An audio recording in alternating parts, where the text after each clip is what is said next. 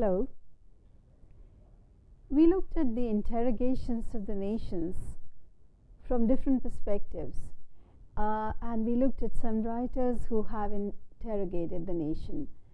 In this unit, we will look at writers who talk about the reality of borders, which contest the idea of nations, and which reveal a world in the past which was a borderless world where boundaries could be crossed, and these worlds also have become possible now in the era of globalization. But the basic argument that I am trying to make here is that unlike the era of the nation, unlike the period of modernity and the heyday of nationalism, this presence of boundaries as opposed to borders, which permitted the flow of people, ideas, trade, finance, and so on, was a reality as much as in the pre-national world as it is in the present borderless world of globalization.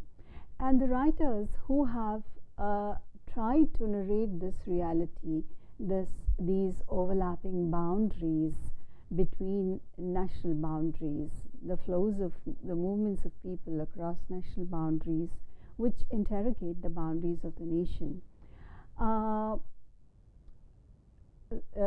We would look at some of those writers.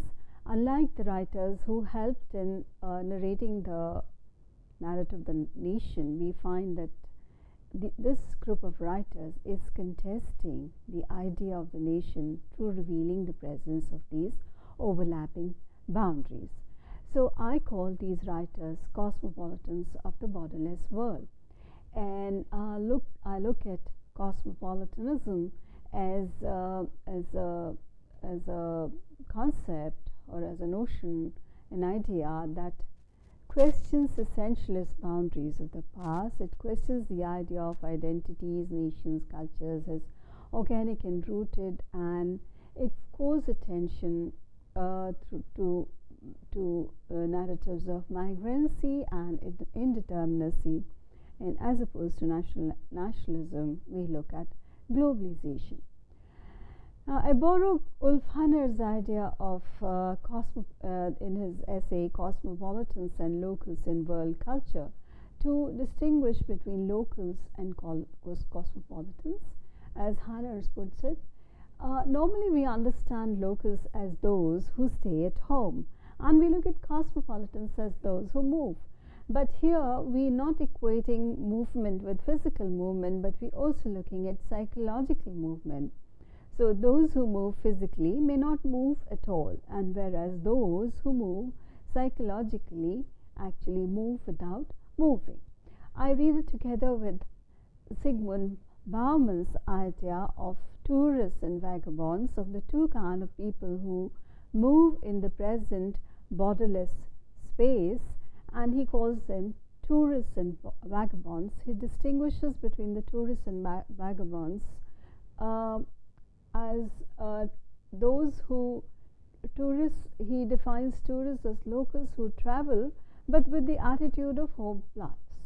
On the other hand, vagabonds, because of sheer contingency, they are forced to penetrate the local because they do not have the luxury of moving between the non-places of hotels, office complexes, airports, shopping malls, and so on. And because of the economic constraints, they are forced to take buses. They are more forced to live in the more interior areas of a city, and that makes them come into contact with the local people and penetrate the local in the way tourists cannot penetrate. So we look at cosmopolitans as people who dwell and travel in cultural places that flow across borders, and these are the writers and as well as individuals who question the shadow lines across modern states.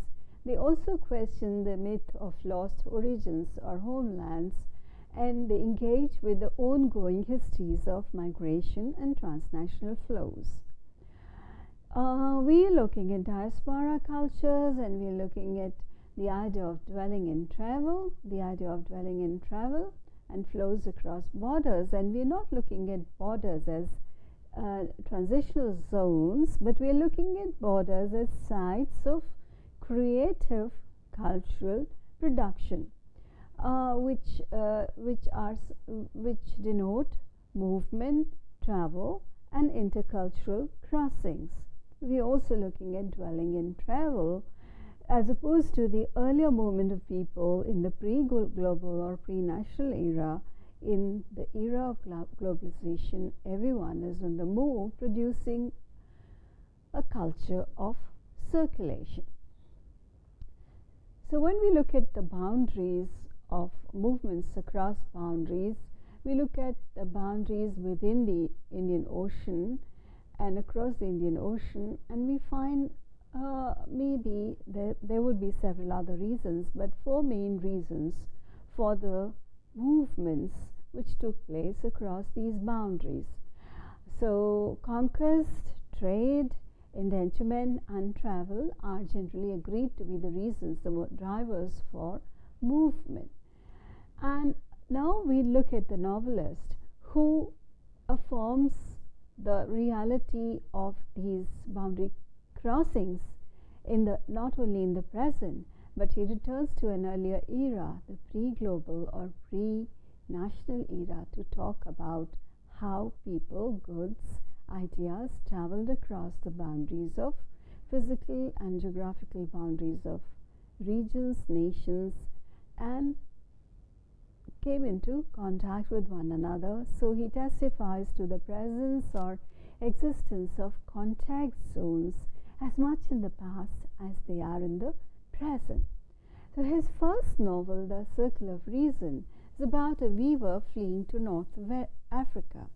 In a later non-fiction work, In an Antique Land, he traced the story of perhaps the world's first overseas Indian, a slave sold to a merchant in Egypt.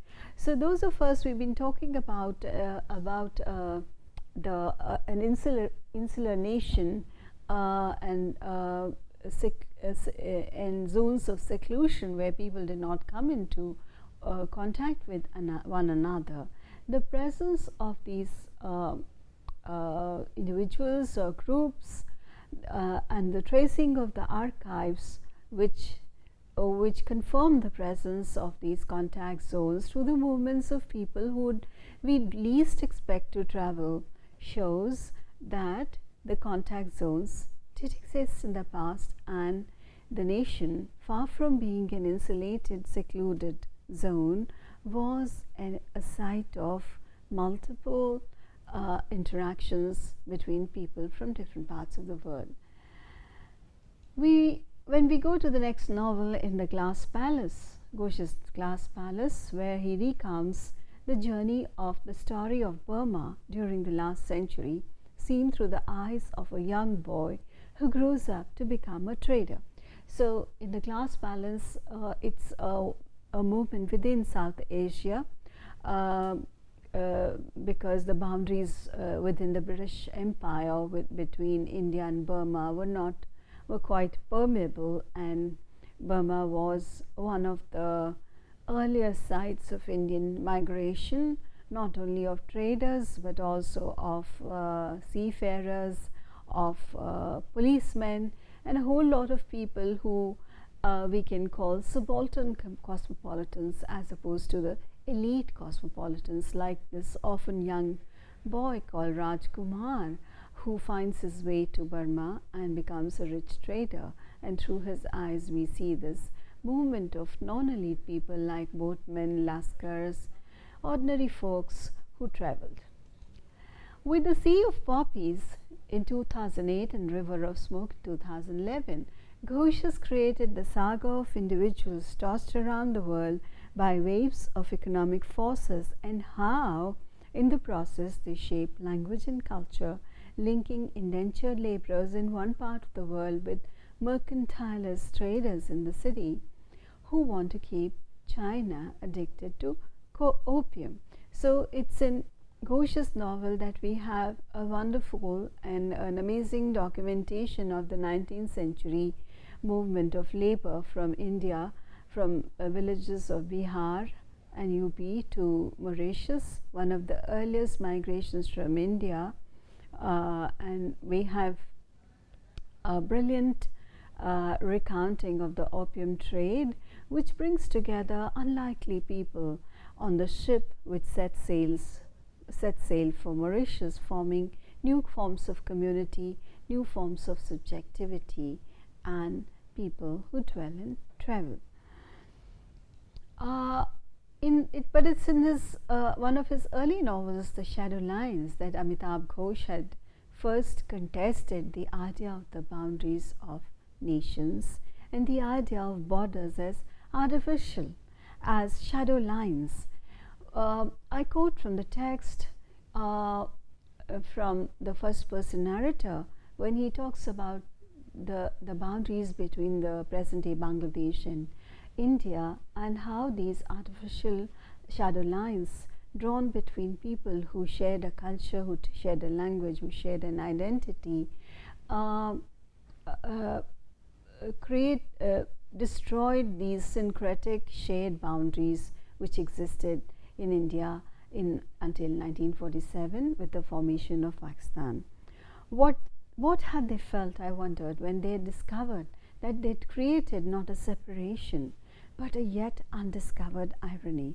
The irony that killed Pradeep, a character in the story, the simple fact that there had been a moment in the 4,000-year-old history of that map when the places we know as Dhaka and Calcutta were more closely bound to each other than after they'd drawn their lines.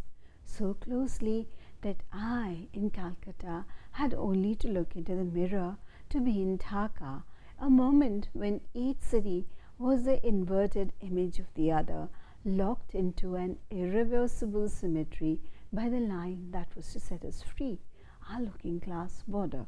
So, being a writer, there's no better way of putting the talking about the ridiculousness of forming boundaries between two cultural entities which have a much older history of sharing rather than of fragmentation.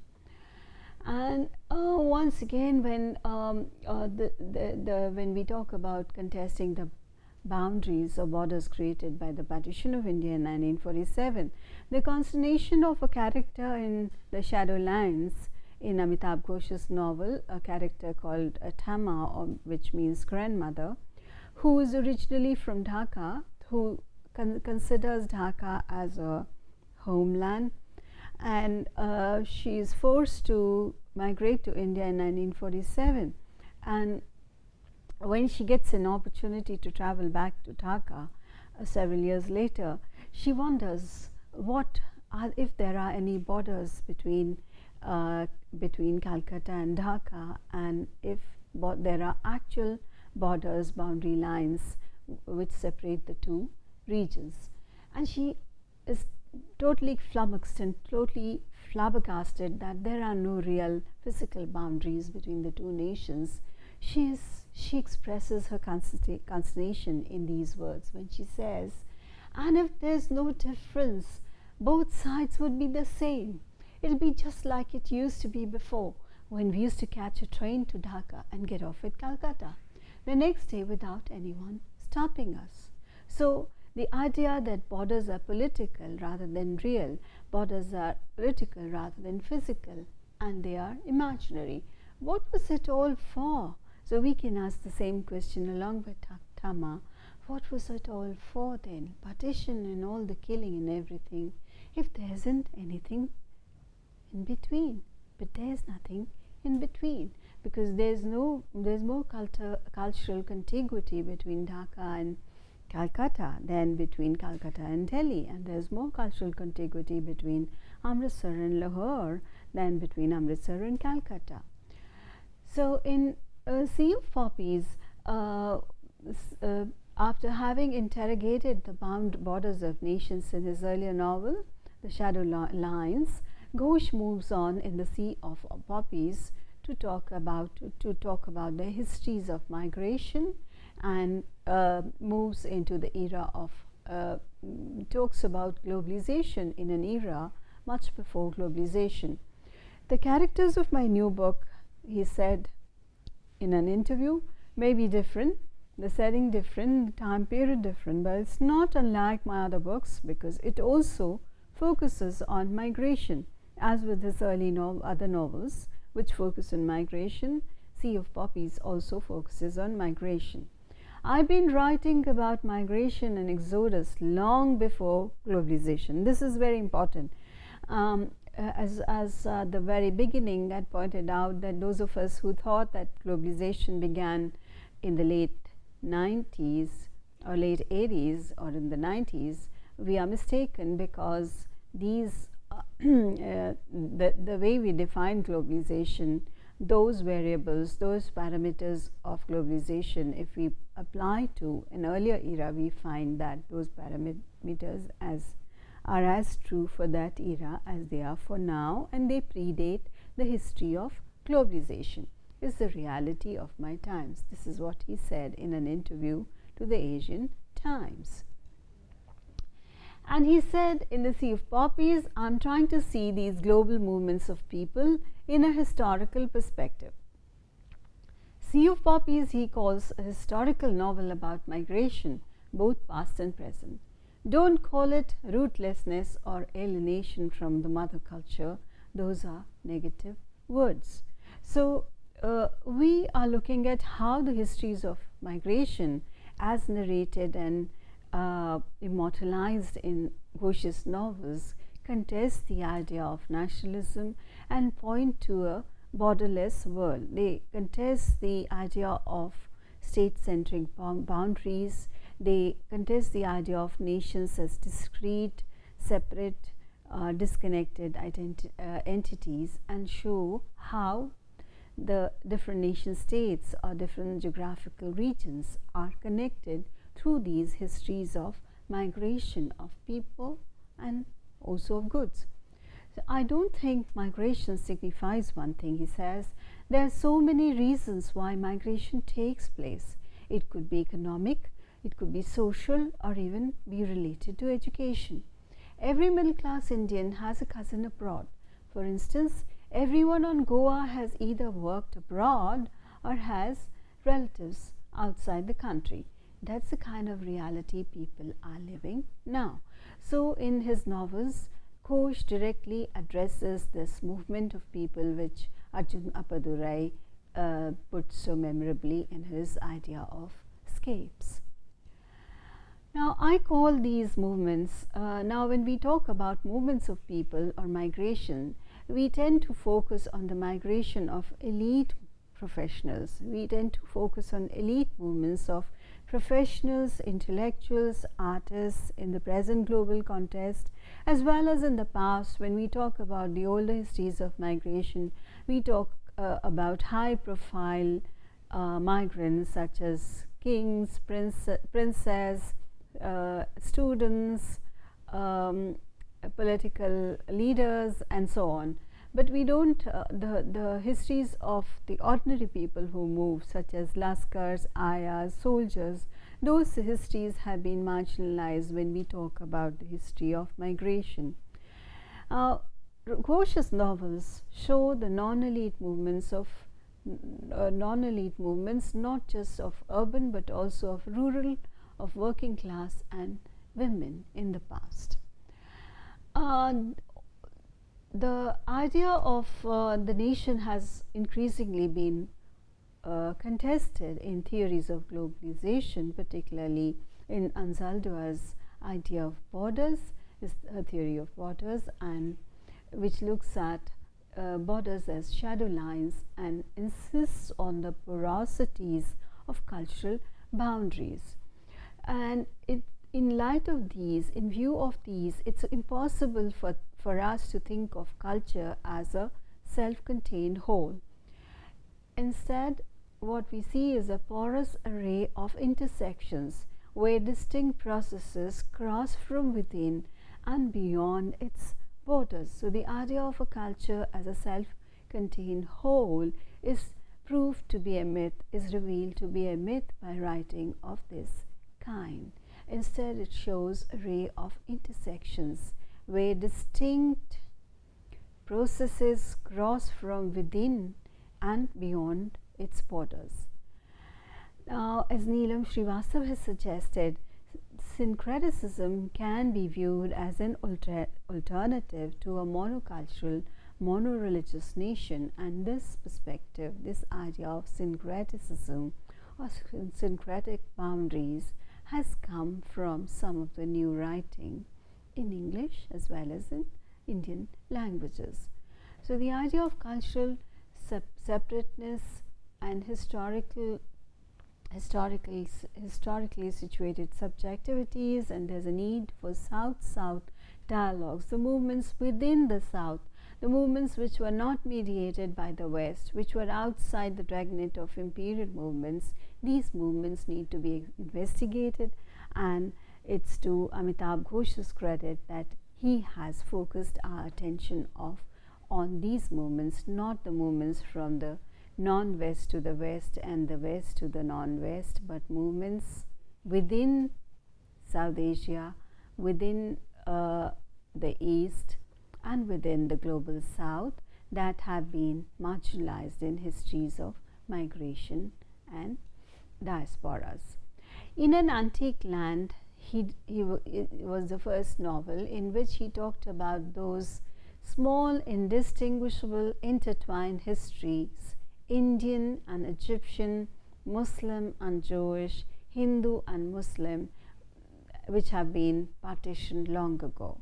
And Ghosh shows that how these histories had always been indistinguishable, had been intertwined, not only with Hindu and Muslim, but Indian and Egyptian, Muslim and Jewish.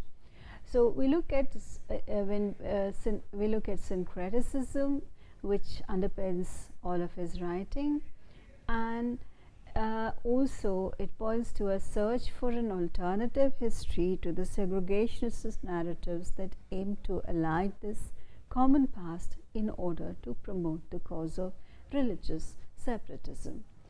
It also calls attention to globalizations. We have focused so far on globalizations from above, but we also looked at several instances of globalization from below when we looked at the movements of the Roma people. We looked at the subaltern, the non-elite singers who have become global celebrities. We looked at several forms of globalization from below. We looked at the networks formed by cable operators, by the so-called pirates, to exchange cultural forms such as music and films. So when we look at this globalization from below, if we look at one idea of globalization as homogenization of the planet from above, it coexists with the globalization from below. And Ghosh's writing narrates these several instances of globalization from below in all his novels, such as The Circle of Reason, The Glass Palace, The Sea of Poppies, The Hungry Tide. Each of these novels engages with the histories of globalization, and it also engages with these histories of globalization, which are movements of which focuses on the movements of non-elite people, non-elite movements of rural people, of the working classes, to places we couldn't have imagined. Subaltern cosmopolitans we see in The Circle of Reason. For instance, the main character, the weaver Alu, and all other characters who land up in the souk. The Glass Palace, this little orphan boy called Rajkumar, who finds his way into Burma, and the maid, the princess's maid Dolly, who travels to India. And The Sea of Poppies, we have a rural woman who by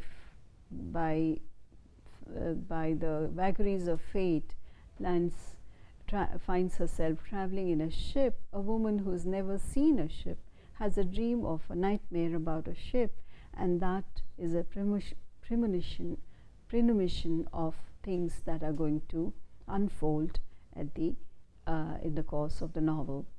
And the lowest of these denominators, when we look at the travelers we meet in Amitabh Ghosh's novels, is this unnamed slave in an antique land who confirms the history of movement from India. A movement of a person who is at the bottom of all forms of hierarchy, finding his way in finding himself traveling in different parts of the world, testifies to these histories of globalization from below.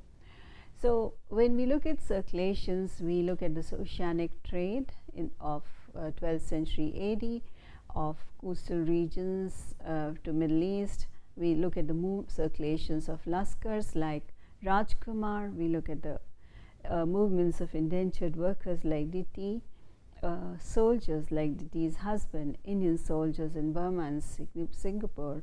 And then we move to the more recent circulations, the more recent migrations caused by the artificial creation of borders after the partition of 1947, and the movement of displaced people to Morich Chapi and to Sundarbans in Amitabh Ghosh's novels. So with this, we close this discussion on how the Indian novel, both in languages, in the bhashas, and also in English, is initially complicit in the imagining of the nation, but after a period of time, there is discontent with the nation voiced by different writers, which